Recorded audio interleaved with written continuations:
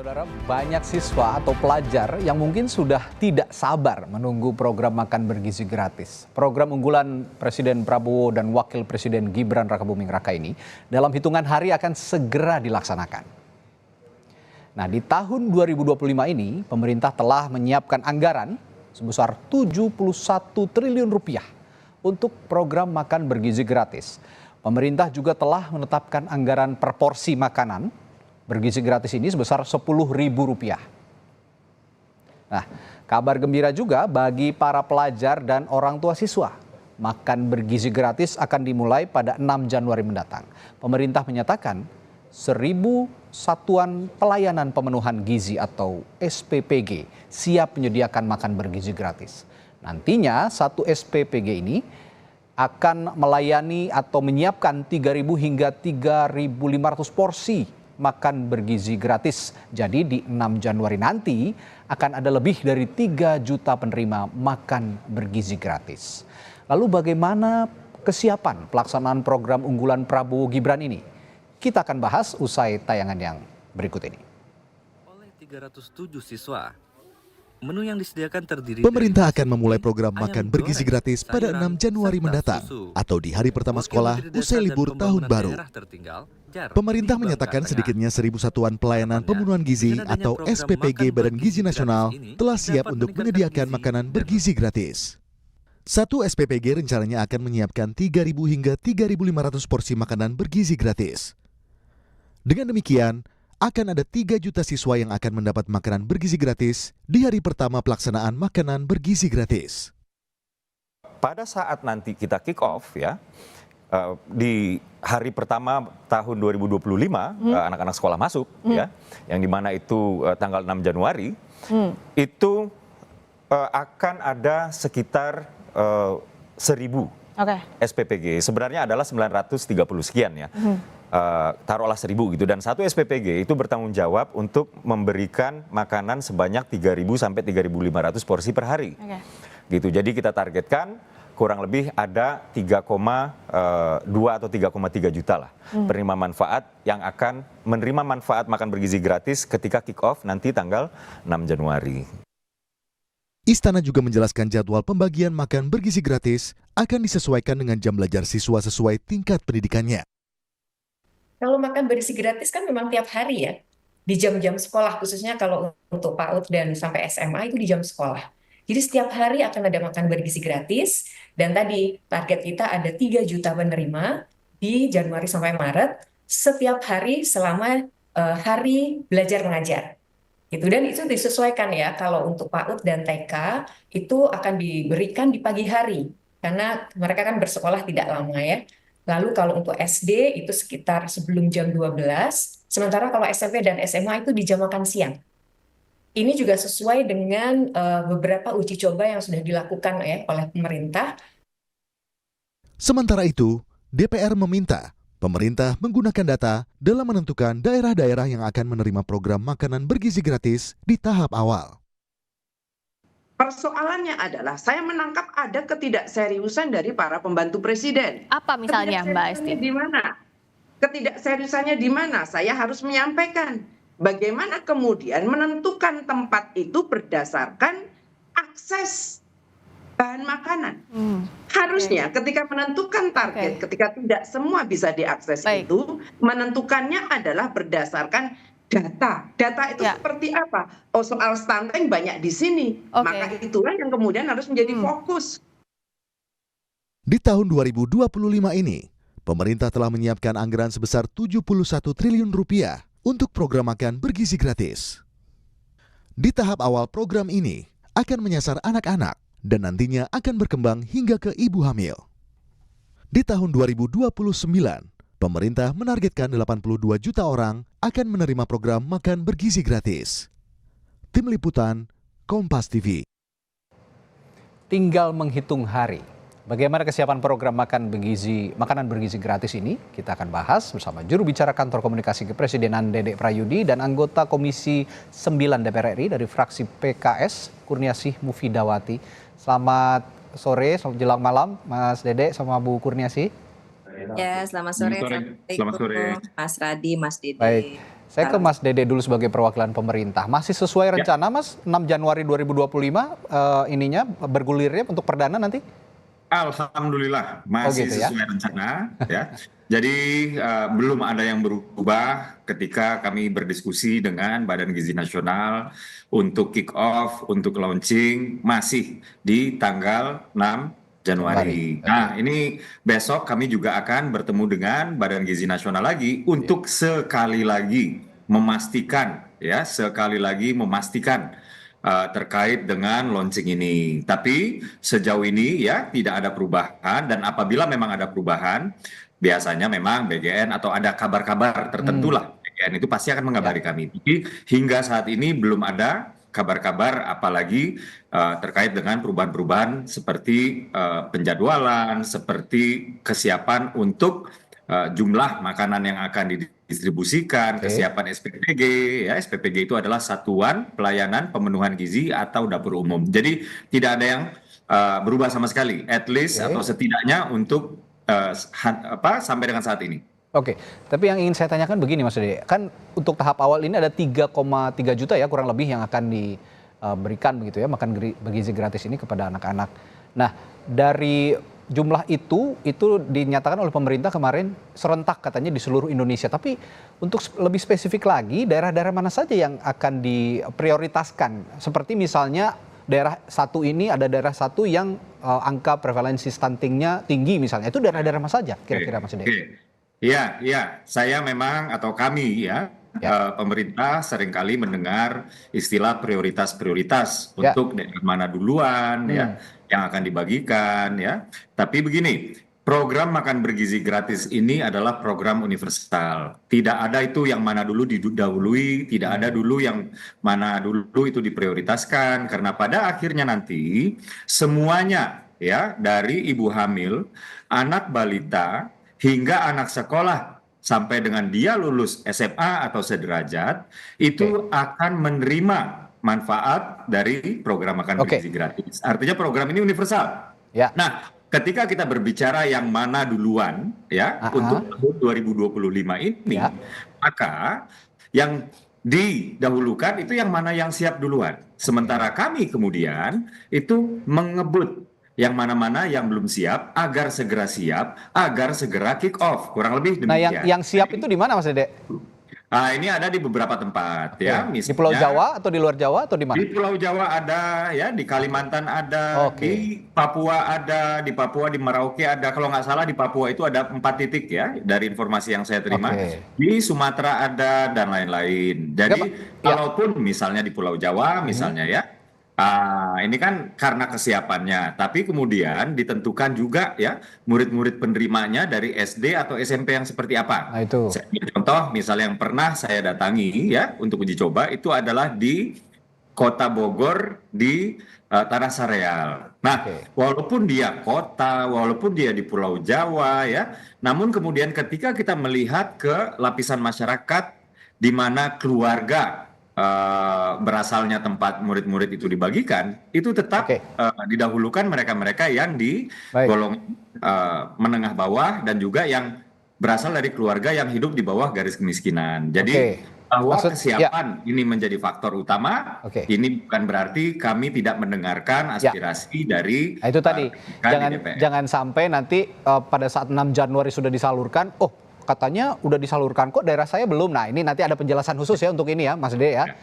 Demikian. Nah, Bu Kurniasi, sejauh ini Anda sebagai salah satu anggota DPR dari sekian banyak anggota DPR yang juga ikut mengawasi program makan bergizi gratis ini, ada catatan terkait persiapan pemerintah untuk menggulirkan program ini? Ya, yang pertama insya Allah bismillah ya tanggal 6 Januari program MBG ini adalah program yang sangat baik untuk bisa meningkatkan gizi anak-anak sekolah dan juga gizi ibu hamil khususnya dalam hal menangani stunting.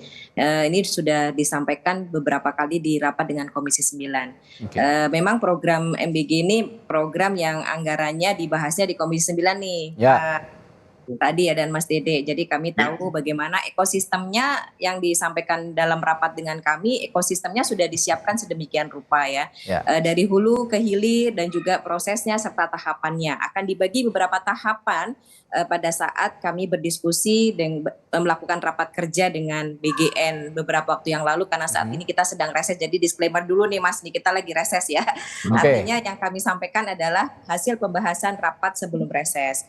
Di Januari ini akan ada sekitar 1.000 titik, nanti di Februari tambah lagi 1.000, nanti di April juga sama ya. Nanti itu 3 bulan pertama, nanti ada tahap lagi 3 bulan kedua, sampai nanti di bulan Juli itu 5.000 titik. Jadi anggarannya sudah kita siapkan, sudah disetujui oleh Komisi 9 71T. Nah, kami mendorong dalam rapat kami yang terakhir, dalam beberapa kesimpulan agar melakukan koordinasi yang sangat intensif dengan pemerintah daerah, karena nanti yang akan melaksanakan adalah di daerah-daerah ya. Dan kami juga sudah melakukan kunjungan juga dan juga sudah mendapatkan laporan juga, sejumlah sekolah sudah mendapatkan surat untuk mengisi form apakah akan bisa menerima makanan BGN atau tidak. Contohnya di Tangsel dan juga di Jakarta itu sudah banyak yang menerima. Artinya beberapa masukan sudah kami sampaikan dalam rapat-rapat kami, dan mudah-mudahan insya Allah ini berjalan dengan lancar dan bisa memberikan manfaat untuk peningkatan gizi, karena persoalan stunting menjadi tanggung jawab kita. Bu Mufidah Bu Kurniasih sudah tadi mengutarakan begitu ya, bagaimana persiapan sudah juga dikonsultasikan oleh DPR. Tapi saya ingin tanya juga soal uji coba MBG ini, Bu Kurniasih, yang dilakukan berturut-turut dari kemarin itu ya, dari bulan-bulan kemarin. Ini apakah menurut Ibu juga menurut DPR sudah merepresentasikan daerah-daerah yang memang lebih dulu didahulukan begitu untuk mendapatkan MBG ini, program MBG ini, Bu Kurniasih? Ya, ada beberapa titik untuk pilot project ya yang sudah dilakukan dan semua sudah disampaikan ke Komisi 9. Beberapa tempat sudah diintip juga sama teman-teman Komisi 9, ada yang sudah berkunjung. Yang di Bogor juga bukan di kota ya, di Bogor itu cukup jauh juga, jadi lumayan juga untuk bisa menjadi representasi dalam pelaksanaan program MBG. Tadi saya belum selesai ya Mas. Ya, silakan Ibu. Ya, ada 6 catatan yang sudah menjadi kesepakatan dalam rapat Komisi 9 dengan BGN. Yang pertama adalah berkoordinasi lintas sektoral tadi ya. Ini untuk memastikan nih, penting sekali. Memastikan gizi, kualitas, keamanan pangan ya, dan juga memastikan bebas dari bahan berbahaya, sehingga memastikan anak-anak nanti ataupun penerima makanan aman. Kemudian kita juga meminta agar BGN melakukan pemberdayaan sumber daya lokal, ya ini supaya ekonomi lokal juga bisa hidup gitu ya, dan juga mempersiapkan sistem monitoring dan evaluasi serta mengintensifkan komunikasi, informasi dan edukasi. Ini sangat penting nih ini supaya masyarakat tadi juga tahu, sehingga tidak menimbulkan kecemburuan. Kenapa harus daerah ini dulu? Kenapa harus di sini dulu? Itu semua pasti akan ada reason dan alasannya. Nah, solusinya adalah dengan komunikasi, informasi dan edukasi di seluruh provinsi, di seluruh kota kabupaten, sehingga nanti semua siap. Karena ini program yang jangka panjang, jadi insya Allah ini adalah baru tahapan pertama ya untuk dilaksanakan, dan kami kira memang sudah maksudnya sangat wajar kalau bertahap gitu pelaksanaannya, tidak bisa langsung serentak gitu. Baik, saya ke Mas Dede lagi. Mas Dede, kalau kemarin saya menyimak pernyataan juga dari pemerintah, pembagian makan bergizi gratis ini kan ada yang sarapan, ada yang makan siang gitu. Nah, ini kenapa dibeda-bedakan begitu? Kalau memang makan bergizi gratis kan intinya awalnya mau diseragamkan untuk sarapan, karena untuk energi anak-anak juga sebelum berkegiatan. Tapi kenapa yang sarapan hanya anak usia dini misalnya dengan sekolah dasar, sedangkan yang sekolah menengah dapatnya makan siang? Kenapa dibedakan seperti itu, Mas Dede? Iya, ini sebenarnya kami sesuaikan dengan pola jam belajar mengajar. Ya. Jadi di banyak negara yang tergabung di School Meal Coalition, ini idealnya memang adalah makan siang, begitu. Nah, namun untuk jenjang-jenjang pendidikan tertentu, makan siang ini tidak dimungkinkan karena siswa-siswi itu pulang di jam-jam sebelum makan siang, seperti siswi SD kelas 1 sampai dengan kelas 3, ini di banyak sekolah, terutama negeri ya, itu jam 10, setengah 11 itu sudah pulang, gitu. Maka kemudian diputuskan bahwa kemudian dibagikan di jam setengah 9. Ada juga yang di jam 9, tergantung areanya masing-masing ya, kebijakan sekolah dalam hal ini. Kalau Tapi yang Pak kalau Pak Prabowo tuh kemarin kan bilangnya karena banyak anak-anak juga yang nggak sarapan, jadi ya dialihkan untuk sarapan gitu.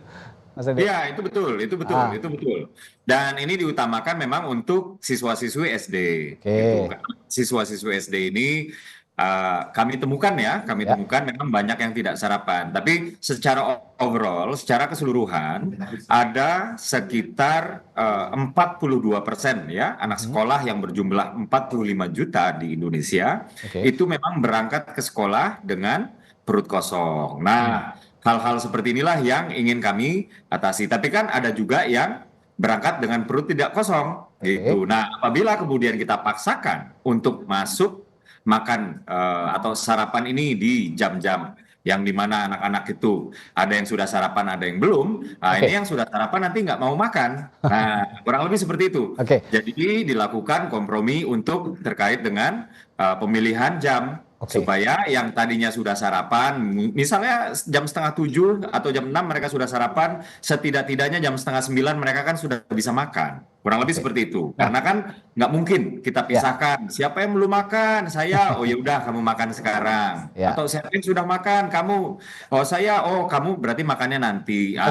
Hal seperti ini kan kita nggak bisa lakukan. Mas Dede, ya nanti tanggal 6 ini kan itu apakah nanti dimulai secara seremonial saja hanya di daerah-daerah tertentu atau itu simultan? Setelah tanggal 6 ini akan langsung berlangsung terus sepanjang tahun penyaluran makan bergizi gratis ini setiap hari. Seperti yang sudah tadi dijelaskan oleh Ibu Kurniasi, ya, bagi mereka yang sudah memulai, ini akan terus berjalan selama Republik ini berdiri. Saya ulangi lagi, program makan bergizi gratis ini didesain permanen, ya, didesain permanen.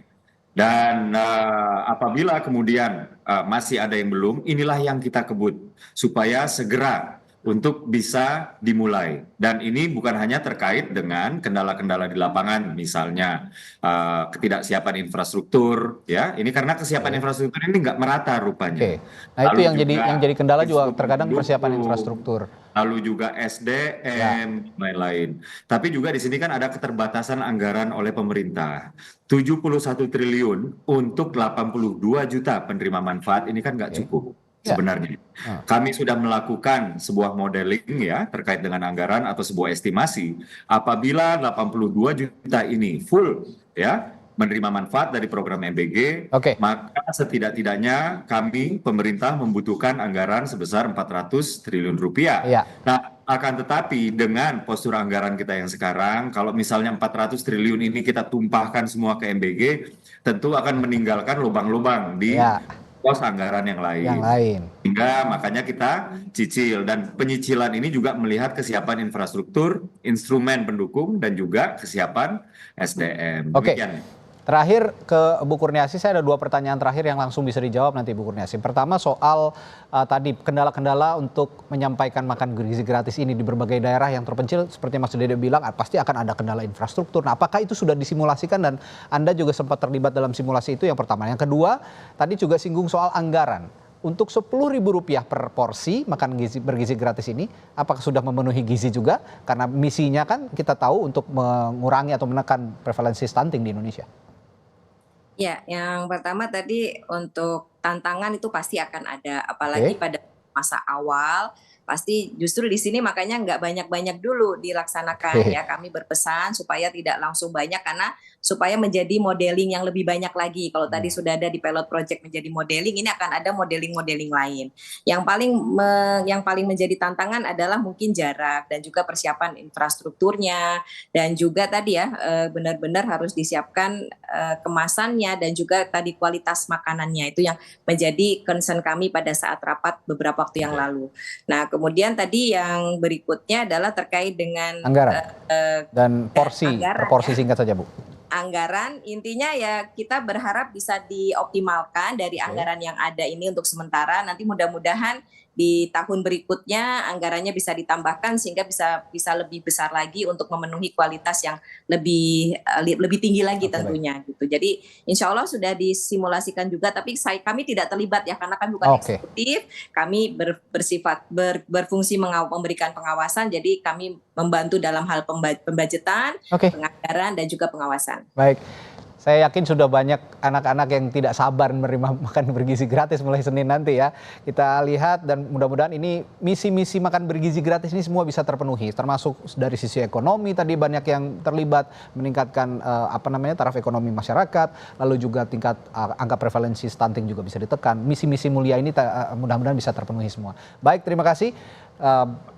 Juru bicara Kantor Komunikasi Kepresidenan Dede Prayudi dan anggota Komisi 9 DPR RI dari fraksi PKS Kurniasih Mufidawati telah berbagi perspektifnya malam hari ini di Sapa Indonesia Malam.